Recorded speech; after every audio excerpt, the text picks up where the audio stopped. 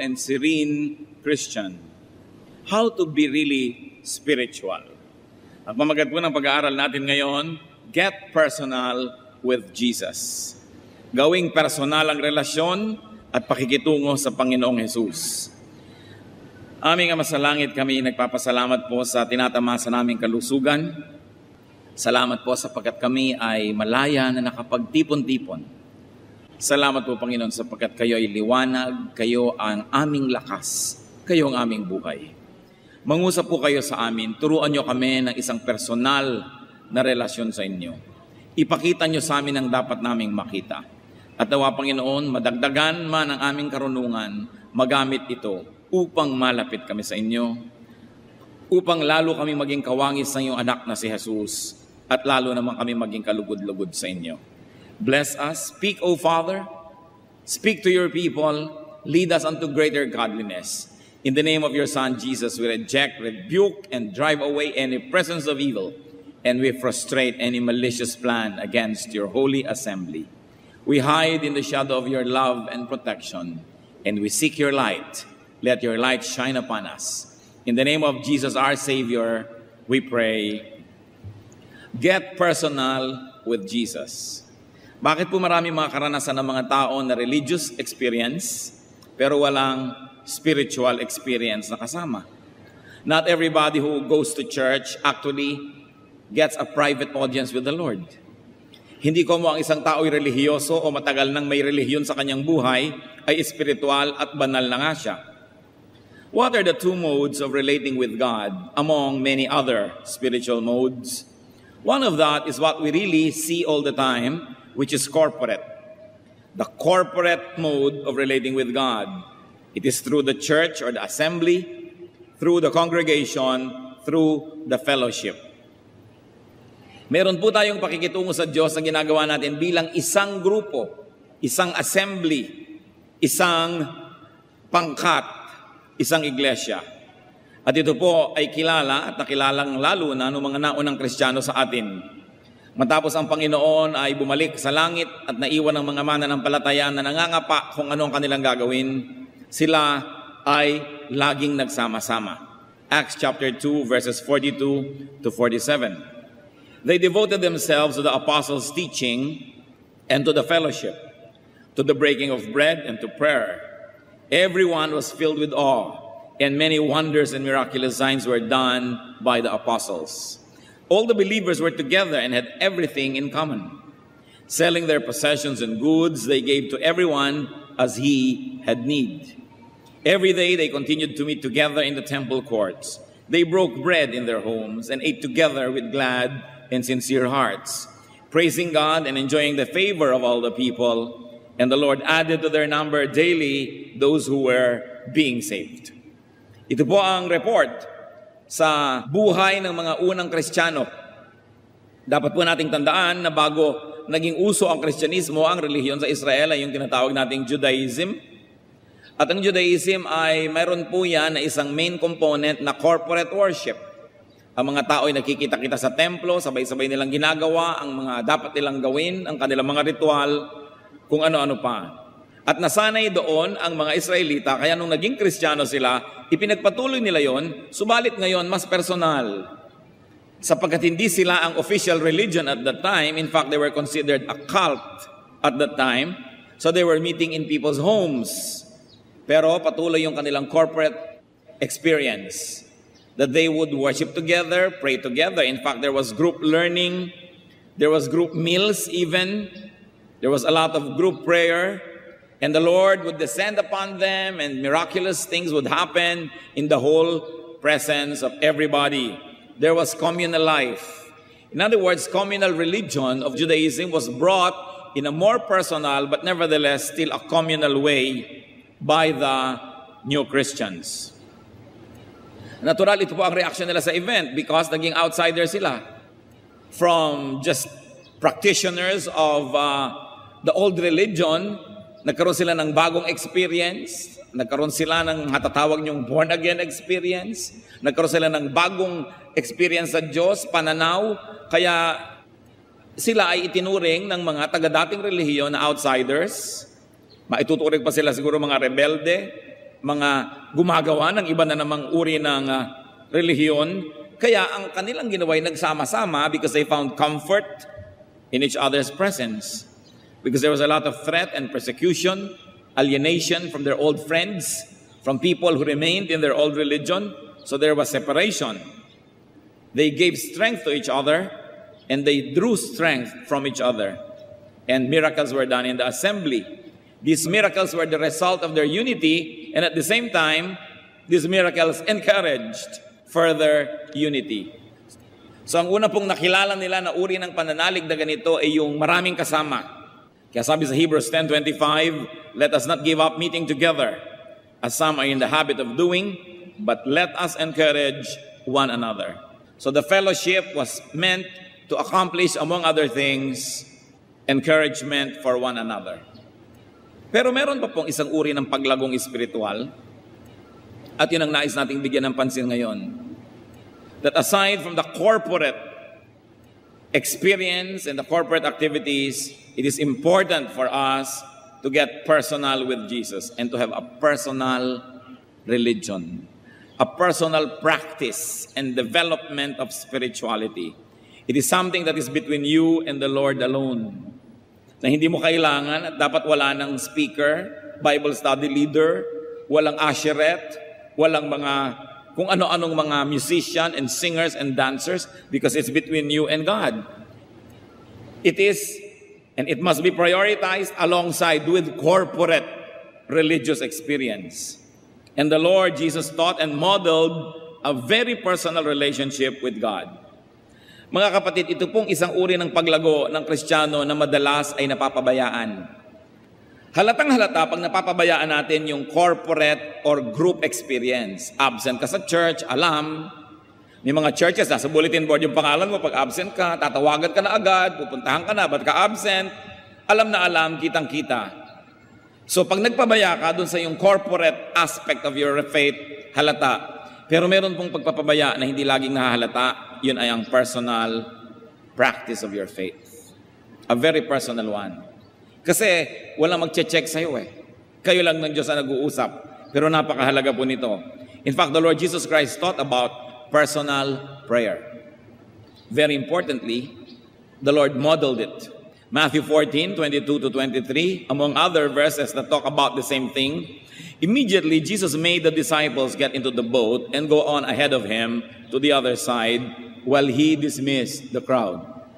After he had dismissed them, he went up on a mountainside by himself to pray. When evening came, he was there alone. Ang Panginoon po ay maraming public activities, pero ang dami din niyang private and personal activities, especially personal prayer. The Lord also modeled personal worship.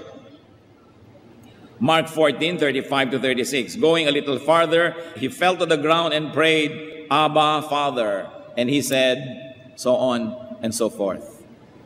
That by himself, the Lord would worship without the group, without the choir, without everybody else. And therefore, the Lord had personal fellowship with the Father. Napaka-personal.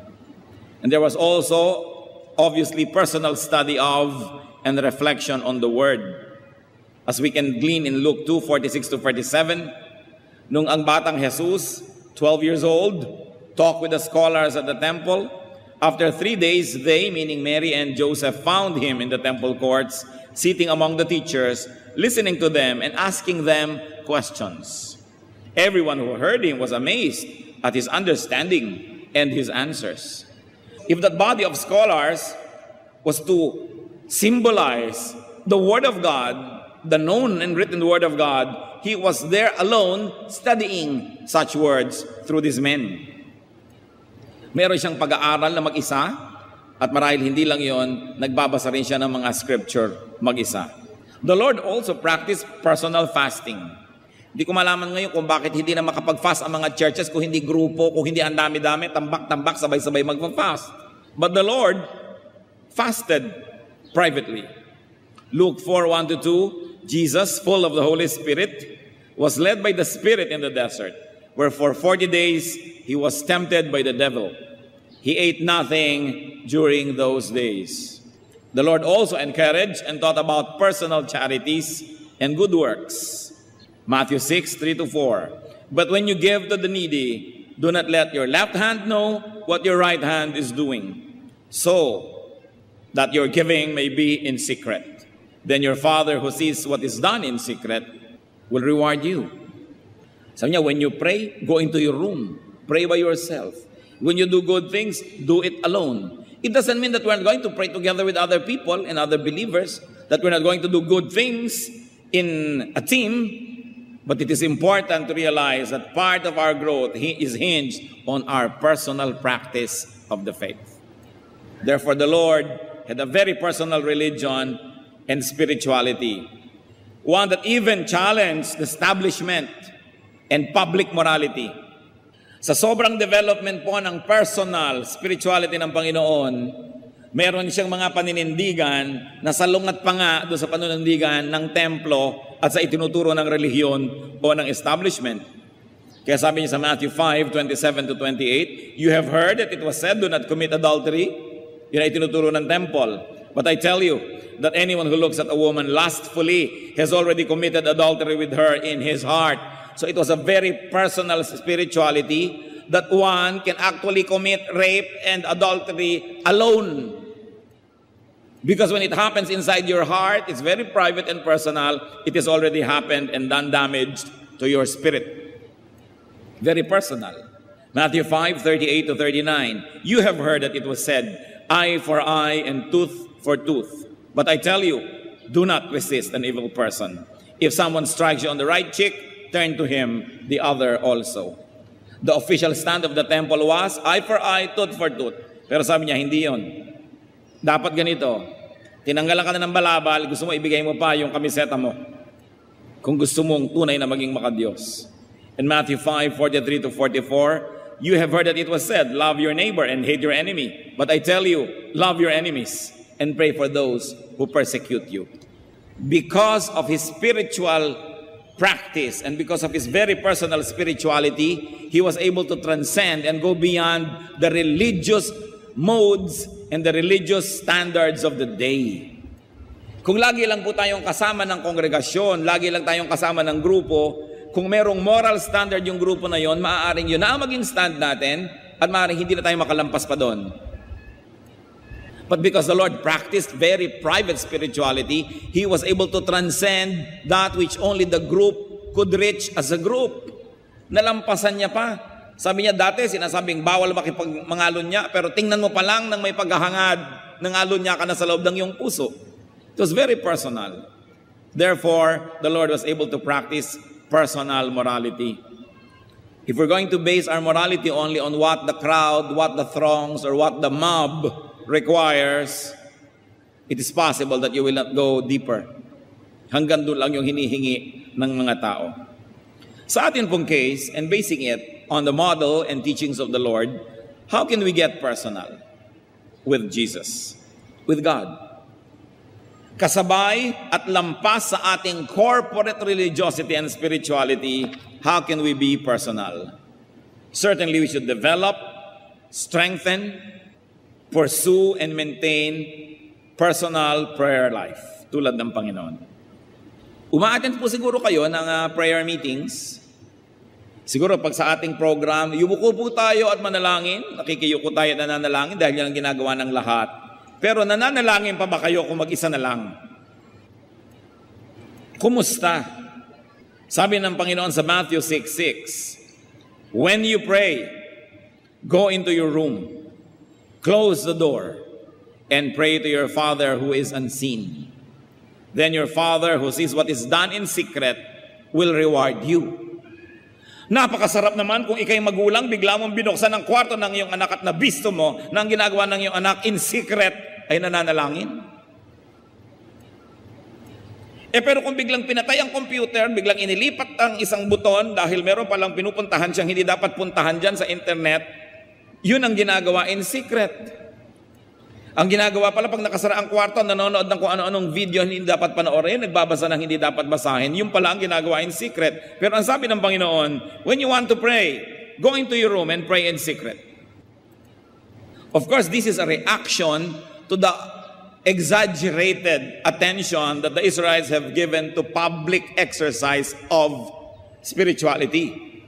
That now they were doing it for the sake of what the public will see, no longer for the sake of what the Lord would see. Naging pakitang tao ang relihiyon. This is a reaction. Sabi ni Lord, you want to really earn points in heaven? You truly want to please God? Pray in private when no person can praise you, and you will not earn social points by being tagged as a religious person. That is a pure kind of prayer. So are we closing the door behind us and praying to our Father in secret? How is our personal prayer life? Gaano karami sa atin ang nakakahigit ng 20 minutos ng prayer sa isang araw, kasama na ang panalangin sa pagkain? Remember the emphasis of the Lord, personal prayer. That's important if you will grow spiritually. And we must have personal worship. Pwede bang biglang binuksan mo naman ang pinto at nakita mo naman ang member ng iyong pamilya nagwo-worship kay Lord? Maybe singing to the Lord, maybe kneeling, maybe dancing to the Lord, praising God privately. Si Job had an example, chapter 1, verse 20. At this, Job got up and tore his robe and shaved his head. Then he fell to the ground in worship. Definitely he was alone because even his wife was torturing him. Pero nananalangin siya, nag-worship siyang mag-isa. Tayo po ba nakakaranas at sumasamba sa Panginoon mag-isa? Kung meron kayong mahal sa buhay, di ba gusto nyo paminsan-minsan mag-isa kayo? Mag-dinner tayo, tayo lang dalawa. Magbakasyon tayo, tayo lang dalawa. Ayaw mo nang ang dami-dami kung sino-sinong nandyan, wala na kayong panahon para mapag-isa. Ganon din ang Panginoon, gusto niyang mapag-isa tayo, kasama niya. Hindi laging may tao, kasi pag may tao, himbes mag-worship ka, may kausap ka pa, nagkukwentuhan pa kayo. Meron pang oras ng worship, nagpapakitaan ng singsing. Nagpapakitaan ng kung ano-ano, nagkukwentuhan, naaagaw ang atensyon. We must have personal worship. And of course, also, we must develop a very personal fellowship with God. Pakikipagniig. We need to be alone with God. Sabi nga sa Bible, itong mga taong ito had a very personal relationship with the Lord. Noah walked with God. Abraham was called God's friend. Moses spoke to God face to face. And David was called a man after God's own heart. In spite of his public and widely publicized sins, David is called a man after God's own heart because of his private relationship, a very personal relationship with Jesus. What else should we do? To develop and maintain a personal study of and reflection on God's Word. Nabubuksan lang po ba ang Bible kung may Bible study? Baka nga kung minsan dahil sa technology, pina-PowerPoint natin, hindi na rin nabubuksan yung Bible, wala nang dala eh. Paano kung minsan nasira ang ating gamit at sinabi natin, buksan nyo ang Bible, may dala pa ba kayo? O sobrang umasa na sa technology.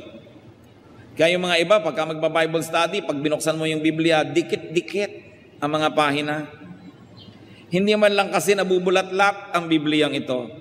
Ang tagal na ng Biblia, bagong-bago pa. Ezra 7:10, Ezra had devoted himself to the study of the law of the Lord. Mga kapatid, nabe-bless po tayo kung mayroong isang mag-aaral at pagkatapos tatayo dito at ibubunyag sa atin ang itinuro sa kanya ng Diyos habang nag-aaral siya, yun ang ginagawa ng preacher. Pero alam niyo po ba na napakaraming ibubunyag at ituturo ang Diyos sa inyo directly, personally, if only you would study the Word of God on your own. The Word of God is not for experts. It was written by ordinary people to be read by ordinary people. Pinapahirap lang yan ng mga scholar para sila maging importante. But I'm telling you, even without seminary education and without a PhD in theology or kung ano-ano pa, you open the Word of God, you pray, you approach it with a humble heart, and the Spirit of the Lord is going to teach you. And the joy of discovering God's truth or a certain facet of this truth in a personal way is one of the highest joys available to human beings. Gaano karami po sa atin ang nag-aaral talaga? Ay, ako po nag-aaral, nagka-quiet time ako. Nagka-quiet time ka, bubuksan mo yung iyong guide. Bubuksan mo yung devotional mo sa page ganito, sa ganitong araw, babasahin mo yung sinabi ng author na basahin doon, at babasahin mo yung kanyang sinulat na konting essay, at pag sinabi niya, pray ka naman, at akala mo nag-aral ka na nga ng salita ng Diyos, binasa mo lang ang pag-aaral ng iba. Pero iba yung kayo mismo ng Panginoon na mag-uusap, mag-aaral. Napakahalaga nito, mga kapatid. Huwag po tayong malibang na kung umatin kayo ng church at idinedeclare ang salita ng Diyos, kumpleto na. It's only one half of your growth. The other half must depend on your personal study. 2 Timothy 4:13, when you come, sabi ni Paul, bring the cloak that I left with Carpus at Troas, and my scrolls, meaning the Bible, especially the parchments or the papers that he used as study notes. Sabi ni Paul, pag nagpunta kayo sa akin, dali nyo yung Biblia at dali nyo yung notebook ko. Kasi lagi siya nag-aaral. Sa palagay nyo, bakit siya nakasulat ng nakasulat ng mga binabasa natin na epistles? Kasi mahilig siya mag-aral ng salita ng Diyos. Hindi siya umasa kung kani-kanino para mag-aral. Nag-aral siya mag-isa at umasya sa Espiritong Banal. Ngayon, baka naman biglang magkani-kanya na tayo ng interpretasyon. Magkagulot, magkahalo-halo ang balat sa tinalupan. How will you know if your interpretation is right? If your interpretation does not contradict all the other verses that talk about the same thing, then your interpretation must be right. Hindi yung sasabihin natin, your interpretation must be right if it agrees with mine. Hindi ganun. But if it agrees with all other parts of Scripture that talk about the same thing. Kasi hindi nyo nun pwedeng pagsabungin ang verse against verse. Dahil ito ang reading mo dito, may nagsasabing ganito tungkol din sa ganung bagay, kaya kailangan pinag-aaralan. At kung meron po kayong interpretasyon na sobrang kakaiba sa nakaugalian ng interpretasyon ng church for many, many centuries, well, be a little bit suspicious of your interpretation, but it doesn't mean that if it doesn't agree with everybody, ikaw ang mali at tama sila. Dahil ang Panginoon nga sinabi, you have heard that it was said, and you have accepted that it's like that, but I'm telling you, it's like this. Pero huwag naman natin agad-agad ipamamalita at gagawing doktrina kung sobrang kakaiba dahil baka nga mali. Kaya kailangan isinasangguni din natin sa ibang kapwa natin nag-aaral. But that should not discourage you from private study. Because most of what the Bible teaches will be just about our personal life and how we interpret it and how we apply it to our lives. At kung meron po kayong interpretasyon na sobrang kakaiba, tiyakin ninyo na kung i-apply nyo man sa buhay nyo, personal lang. You can say, well, to me, I'd like to obey this verse in this way, but you should not impose it on other people because it's just a very personal interpretation. Lalong-lalo sa mga spiritual gifts, tulad ng mga prophecy, visions. You say, well, nakakita ako ng ganitong panaginip at sinabi sa akin ng boses, gigising ako ng alas 3 ng umaga para mag-aral ng salita ng Diyos. Well, you may want to apply it to yourself, but you cannot make a doctrine out of it and force everybody else to wake up at 3 and study the Word of God just like you do. So pagka mga ganun ang interpretation, personal na lang ang application. Hindi mo pwedeng gawing doktrina. Kasi maaari ka naman talagang kausapin ng Diyos in a personal way. Tulad ng pinagawa niya si Noah ng ark, alangan naman gumawa tayo lahat. Pinagawa si Solomon ng temple, alangan naman gumawa tayo lahat. So may pinagagawa siya sa specific people, and even now we believe that God speaks to people. At kung minsan may ipinapagawa talaga sa iyo, may inuutos. Sabi sa iyo, itong ganito, ibigay mo kay ganon. Pero hindi mo pwedeng sabihin sa kumari mo, yung ganyan mo rin, ibigay mo rin kay ganon. Kasi ikaw yung kinausap, para sa iyo lang yun. Dapat hindi po magulo ang ating personal study. Kasi kung sobra naman nating didibdibin yung mga personal interpretation natin and we will make it mandatory for everybody else, magkakagulo. That's when you begin to consult the scholars and the so-called experts. But in your personal application, you don't need them. So long as your interpretation and your application will not contradict another verse that talks about the same thing and will not be destructive to you and others, and will of course conform with soundness of mind. Kasi merong mga, ito po totoo, may vision ako, para daw ako maging humble, kailangan humiga ako dyan sa pintuan ng simbahan at lahat ng tao ay magpunas ng paa sa aking damit. May mga nangyaring ganon sa Amerika. Hindi naman yata consistent sa character ng God yun na para ka maging humble, maging basahan ka doon sa pintuan. So baka sister naman, guni-guni mo lang yung interpretation mo.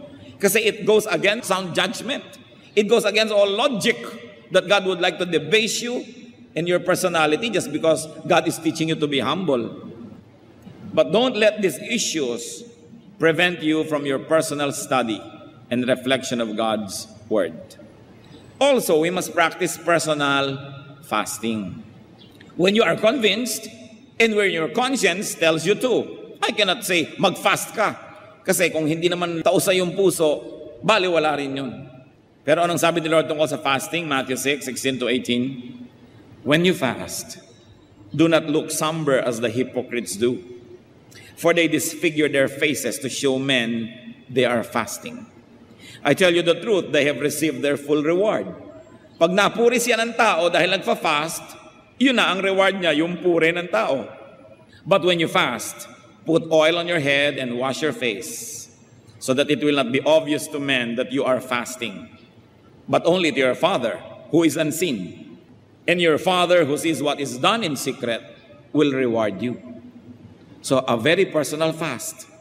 Now, fasting may be physical, which means food, but more importantly, fasting should be spiritual. The denial of worldly and sinful nature. Sabi sa 1 Peter 2:11, Dear friends, I urge you, as aliens and strangers in this world, to abstain from sinful desires which war against your soul. And that is a spiritual fast. Gusto-gusto ng katawan mo yung ganitong masamang kalayaw at hilig, then you deny yourself, that's a form of fasting. In fact, much higher, I think, than just fasting from physical food. Napakahalaga po na may personal fast. It doesn't always have to be a national fast. It doesn't always have to be a whole congregational fast, but a very personal one. Then we should develop personal charity and exercise of good works. 1 Timothy 6:18, command them to be good, to be rich in good deeds, and to be generous and willing to share.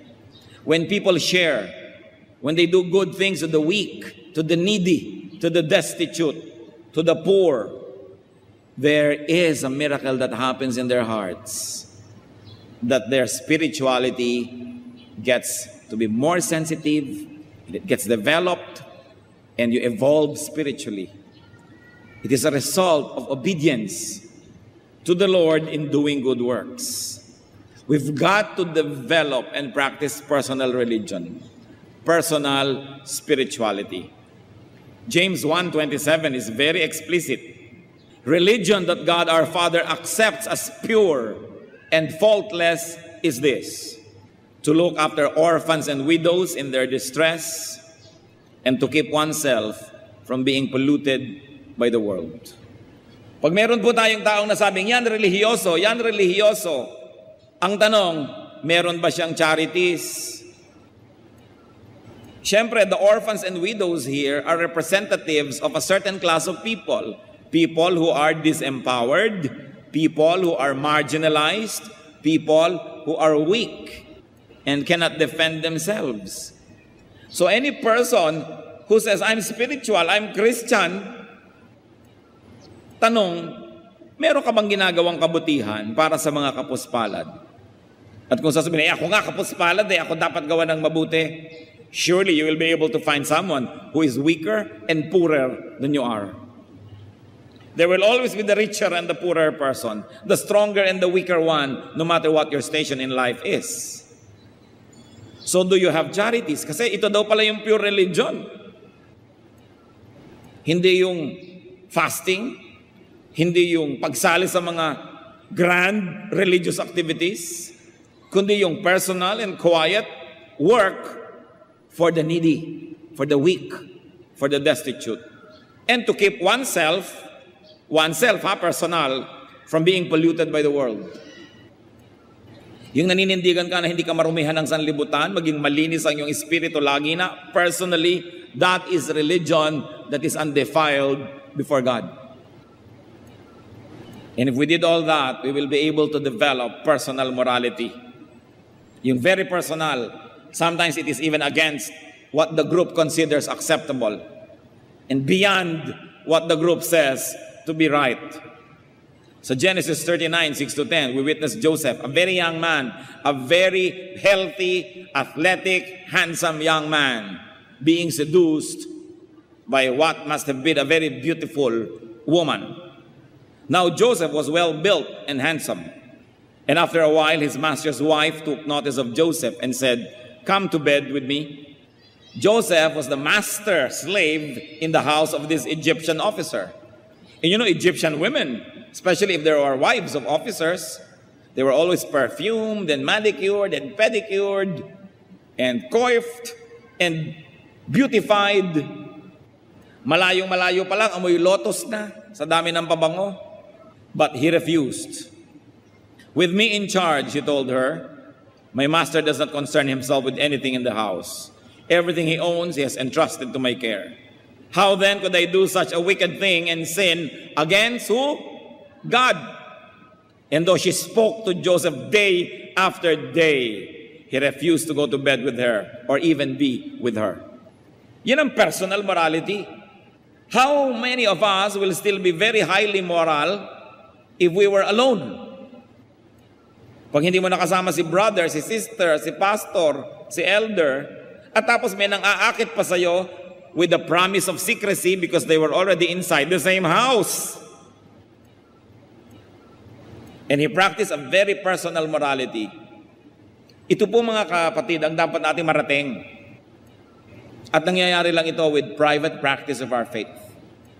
Kahit hindi kayo umabsent sa lahat ng church activities, when you do not pray privately, when you do not privately fast, when you do not privately study the Word of God and worship God and practice all these things, you will only be one half strong. And when the crowd is not there anymore, the fellowship is not there anymore, and you're by yourself, what will you do? What will you do if you're alone? When nobody would know, or if there is a promise of secrecy? Because what we are in those moments is what we really are. So while it is commendable to be an active and functioning church member, it is important to note that there is growth in fellowship with Christians, but there's also a brand of growth that's available only in aloneness and in our personal walk with Jesus Christ. So let's get personal with Jesus. Even judgment is going to be personal. Hindi ka haharap sa Panginoon na may mga kasama ka, isa-isa nahuhukuman ang tao. Personal. Personal religiosity, personal spirituality is what and who you and I really are. Kung ano po tayo, pag nag-iisa lang, yun talaga tayo. In much the same way that nakedness is what and who you really are. That's why among the highly evolved arts, nakedness is not viewed as negative because only when the body is naked do you really truly see the person. Kaya sa arts po, walang mali siya tungkol niya sa naked body. In fact, the purity of nakedness is echoed even in Job 1:21. Naked I came from my mother's womb, and naked will I depart. So kahit naka-Amerikana ka o barong Tagalog nung ibinurol ka, ang totoo no, nung namatay ka at sa makabilang buhay ka, you were naked. 1 Timothy 6:7, for we brought nothing into the world, and we can take nothing out of it, not even clothes. So merong nakedness ang ating spirit when we come to the world and when we leave it. You know what's wrong with clothes? Clothes hide the true person. Clothes cover reality, and clothes give a false identity. Baka naman mamaya magpaburol kayong walang damit, lalo magkaskandalo. Hindi ito ang pinag-uusapan natin. What do I mean? Ang isang hampas lupa, ugaling basahan na tao, bihisan mo na ang ganda-ganda, turuan mo ng deportment and courtesy, at marunong siyang magdala ng sarili, makakapangling lang na isa siyang marangal na tao. At isang kerangal-rangal na tao na hindi maka-afford ng magandang damit, gudagulan itong mga damit na pagkakamala nating walang kwentang tao dahil yun ang suit niya. Kaya yung nakedness that shows the true person is important. Magtataka ang marami, bakit si David, nagsayaw siya before the Ark of the Covenant, before the Lord, hinubad niya ang kanyang mga robes, at ang natira lang yung underwear niya na linen. Kaya na-scandalize ang wife niya. So niya, baduy mo, nagsayaw-sayaw ka doon, naka-briefs. Sapagkat ugali po nung araw ng mga slaves, when they dance before their masters, naka-undergarment lang sila. Dahil sinasabi nila, slave ako, wala akong karangalan, hubad ako. At yun ang ginawa ni David. Baka mapagkamalan at malito ang mga tao kung sino ang hari dahil nakabihis hari siya nung sumasayaw sa Diyos para walang kalituhan na Diyos lang ang hari, tinanggal niya yung kanyang damit na panghari at nagsuot siya ng pang-slave lamang. Kaya natuwa ang Diyos sa kanyang sayaw. Yung mga malisyoso, iba ang makikita nila doon. Pero huwag niyong kakalimutan, nung nilibak-libak nitong si Michal na asawa niya, yung sayaw ni David, the following verse said, "And Michal remained barren, childless all her life." Nagkaroon ng sumpa kasi pinentasan niya yung sayaw para sa Panginoon, nakatanggap-tanggap sa Panginoon. Huwag kayong namimintas-mintas, lalo't yung mga sumasayaw sa Panginoon. Baka rin kayo maging baog. And that is not biological because we can be spiritually childless and fruitless. Yung mahilig mamintas sa mga expressive worship sa Panginoon. So David took off his royal garment so that there would be no question as to who was king. That it was the God in heaven for whom he was dancing. Ngayon, mga kapatid, yung relihiyon na public, yung public activity, yung corporate activity, pwedeng maging tulad ng damit. Outward and public practice of religion can be like clothes. Public religion can invest a person with a false image and feeling of spirituality. Saka a-attend natin ang church, pero wala palang personal na relasyon, walang personal growth. Baka tayo ay malinlang na relihiyoso na nga tayo, na okay na nga tayo because we don't miss church once a week. That we attend public events. It's like clothes that can hide the truth. Kaya ang mahalaga, beyond it, pag binuksan, makikita totoo pa rin. Corporate religion has to be balanced by and rooted in personal spirituality. It must be rooted in personal relations with Jesus. Kaya, kahit ang church nyo ay maging pabaya, hindi nagpapa-prayer meeting, hindi kayo nasi-zero kasi may personal prayer kayo. Kahit ang church ay magkulang sa pagpapa-Bible study, hindi kayo mawawalan kasi meron kayong personal Bible study. In other words, magkulang man ang church leadership, magkulang man yung church, hindi kayo manganganib kasi meron kayong personal spirituality. Kung may personal na kayo, tapos mapag-aruga pa ang inyong church at ibinibigay lahat yung public events that can make you grow, di lalo tayong nagiging kawangis ni Kristo. And God is able to change us from glory to glory. Pero tatandaan ninyo, your church can do with you and for you only one half of your growth. The other half, you have to do on your own, alone with the Lord. Kailangan may pananagutan. Ang bata, pakainin mo ng pakainin bago umalis patungo ng eskwela. Kung maghapon na hindi kakain at maglalaro lang nga atupagin, hindi rin siya lulusog. Kailangan may sariling bait. Kailangan alagaan ang sarili. Kung pinapabayaan ka pa ng church mo, di lalo kang dapat mag-alaga sa iyong sarili. May mga ibang bata, bakit alauna ka na umuwi ng madaling araw? Yung nanay ko nga po, 2:00 pa. Tatay ko nga, hindi pa umuwi, 3 taon na . Yung pala wala nang nag-aalaga sa'yo. Itatapon mo pa rin yung sarili mo. Di dapat lalo mong alagaan ang sarili mo. Hindi ka na pala naaalagaan ng magulang mo. Lugi ka naman kung pati ikaw magpabaya pa sa sarili mo. Kaya dapat inaalagaan natin ang ating sarili. Jesus emphasized spirituality that was very personal. What we are minus our clothes, what we are minus our public religious image and activities, is what we really are in the eyes of God. You can deceive people with your clothes and you can upgrade your image with clothing, but not with God. He knows who we are. You can impress people with religion. You can have a public office. You can sing in the choir. You can even preach. but in your private life is what you are before God. And that is what really matters. Do not rely on and do not be disgraced by public religion, although it has its own importance, but it is not everything. This was the Lord's sharp rebuke to the religious leaders of His time, to the religious people. At ito rin po ang rebuke ni Jose Rizal sa Christianity practiced in this country during his time. It was all public. There was nothing personal. Ang mga Pilipino noong panahon ni Jose Rizal, nagsisimbang lahat. Nandun lahat sa mga activities ng simbahan. Pero inisa-isa niyang ipakita ang mga karakter sa Noli Me Tangere, sa El Filibusterismo, ang kabulukan ng mga tao, ang kabulukan ng mga manang at manong, ang kabulukan ng mga nangunguna sa relihiyon, talamak na talamak at napakabaho, pero buong buo ang public religious life. Yan ang ibinunyag ni Jose Rizal, cancer ng lipunan na tinanggalan niya ng takip at tabing. Ipinakita niya ang kawalang kabuluhan ng relihiyon sa Pilipinas, ang kapabayaan at ang kabiguan ng simbahan to create character.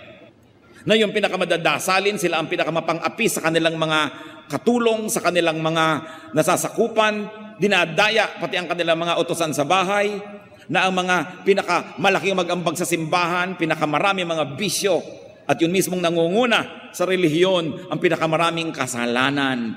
Ibinunyag ni Jose Rizal, kaya naman ang simbahan ang nanguna na ipabaril siya. Yan din ang ibinunyag ng Panginoon, kaya siya ipinapako. Pareho sila ng inabot na kapalaran. Matthew 23 verse 5, sabi ng Panginoon tungkol sa templo, sa relihiyon, sa religious climate of His time, everything they do is done for men to see.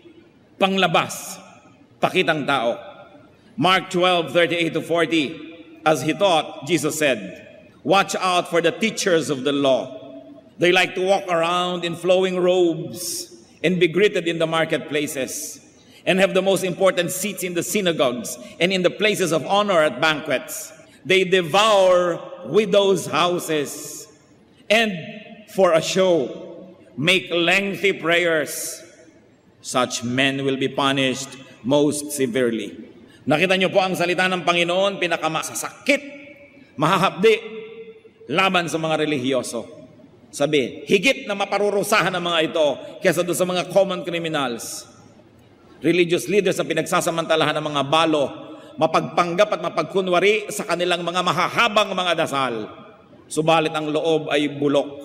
Matthew 23:27, "Woe to you, teachers of the law and Pharisees, you hypocrites! You are like whitewashed tombs, which look beautiful on the outside, but on the inside are full of dead men's bones and everything unclean." Religious leaders are to be judged more severely. James 3:1, "Not many of us should presume to be teachers, my brothers, because you know that we who teach will be judged more strictly." So napakahalaga ang maging totoo. At pag sobra po tayong nahumaling sa public practice of our faith, we may be deluded into thinking that we have arrived, that we're all right. But it is really our personal spirituality that matters. So function in the context of Christian fellowship and family, but keep and prioritize your personal and intimate relations with Jesus. Have, exercise, and develop personal religion and spirituality. Gawin po natin, mga kapatid, na personal ito. Tuwing may naririnig tayo, ang itatanong natin, paano ko i-apply sa personal life ko? Napakadali sa atin na laging makinig ng salita ng Diyos, pero magbingi-bingihan naman at hindi ito sundin. Napakadali sa mga Kristiyano na hindi niya check ang kanyang pride, yung yabang, yung rebelliousness, and the lying spirit. Napakaraming mga Kristiyanong mga sinungaling, mga mandaraya, sa kapwa pa naman kapatid. Mag-iingat po kayo. Maraming nakikiattend ng church, naghahanap lang ng mapaprospect para utangan o bentahan ng kung ano-ano. Kuminsan nagtatagumpay sila, nakakarating sa matataas na offices in the church. nagiging leader ng ganito, leader ng ganon. Kaya sinasabi natin, mga members, kung ang mga teacher nyo, mga leader, ay inuutang-utangan kayo, dinadaan-daanan kayo sa iyak-iyak at kung ano-ano, at magtitiwala kayo, suriin nyo muna, ipagtanong nyo muna. Kasi kadalasan yung mahilig mang ganyan, may record talaga yan, maraming nakakaalam. But of course naman, church leadership tries to be decent and not destroy people's reputation. Pero magtatanong-tanong kayo dahil hindi tinotolerate ng church yan. Yung minsan, yung mga iba, nagkakaroon sila ng matataas na posisyon dahil talagang sinadya nila yun, nagpakasakit ng mga 2-3 taon, nagpapadama lang pala. At kung meron na ng ating pagtitiwala, ay saka sumasalakay. So dapat tayong maingat. Ganyan ang sinabi ng Panginoon, you devour widows' houses. You don't only devour the widows' houses, but many religious leaders devour the widows. Sometimes, even religious leaders devour the youth. Pinagsasamantalahan ng mga young people.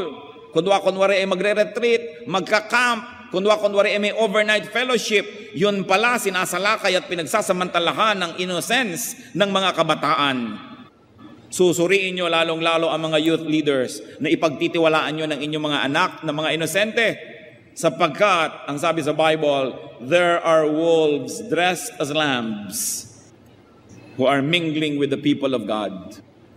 May mga youth leader na sila ang sex molesters. Pinagtitiwalaan ninyo, yun pala sila ang sumisira sa inyong mga anak. Kaya dapat tayong masuri, madalanginin, sapagkat maraming mga huwad maging sa loob ng iglesia. Alam lahat yan ng Diyos. Pero tayo kasi mga tao, ang ganda-ganda naman, laging naka-close neck siya, may dalang malaking King James Bible, magtitiwala ka na agad. Kaya sinasabi natin, it's not only what you see in public, that's why we should pray for discernment, that we should be able to feel in our heart what kind of heart the other person has. Huwag kayong magpapadala sa nakikita nyo lamang. Si Balagtas mismo sinabi, pag ang isinalubong sa inyong pagdating ay maamong mukha't may pakitang giliw, ihanda na raw ang inyong gagamitin sapagkat ya'y kaaway na lihim. Pag masyadong magiliw, masyadong sister, brother, bago kayo magtiwala, suriin muna. And there are people who have complete control over their lacrimal glands. They can cry on cue. At kung naawa na kayo, natangay na ang inyong hikaw at pulseras, sapagkat marami nandadaya sa pangalan ng Diyos. Nagsasamantala sa pangalan ng relihiyon. It is important to develop personal relations with God and personal spirituality. Out of that, you can make your personal moral stands that can govern your life. Romans 14:22. So whatever you believe about these things, keep between yourself and God. How far more can you be personal? Sabi, keep it between yourself and God. And apply it as you would and as you are accountable to God. Blessed is the man who does not condemn himself by what he approves. And of course, you're talking about conscience. Sundin ang konsyensya. Yung konsyensya na nakababad sa salita ng Diyos. Yung konsyensyang nakaayon sa kalooban ng Diyos. Kumusta po ang ating personal prayer? Personal devotions. Personal Bible study. Personal works of charity and goodness to people. Kumusta ang ating personal worship? Ang ating personal life. This is where we are bare. Kaya po yung oblation sa UP nakahubad. Siyempre, noong mga 1930s, pinagtalunan pa kung lalagyan ng konting takip na dahon o hindi. Nanaig ang mga conservative, nilagyan ng konting dahon. Pero ang original concept noon, wala. Because the oblation of UP is naked, looking up to heaven, saying, God, I am naked, clothe me with knowledge. We are all naked before God. We cannot hide anything. Hindi kayo lalago sa inaasahan at niloloob ng Diyos kung ito lang pagtitipon natin ang aasahan ninyo. Kailangan may sarili kayong pagsisikap, sariling personal na relasyon sa Diyos. Kaya kung may kulang pa tayo dito, yun ang pupuno. Napakahalaga. Aming Diyos, salamat, interesado kayo sa amin. Salamat po na kahit ang dami-dami namin, kaya niyong makipag-personal relationship with each one of us. Salamat po, pinapahalagahan niyo kami that you want to be personal with us. Ituro mo sa amin, Lord, to be more personal with you. Ano bang ibig sabihin nun? Paano ba namin gagawin? At sa mga gumagawa na nito na nakakaunawa ng binabanggit mula sa pulpitong ito, salamat at ibinuyanyag at inihayag nyo na sa kanila yung kagalakan na nagmumula sa private worship, private prayer.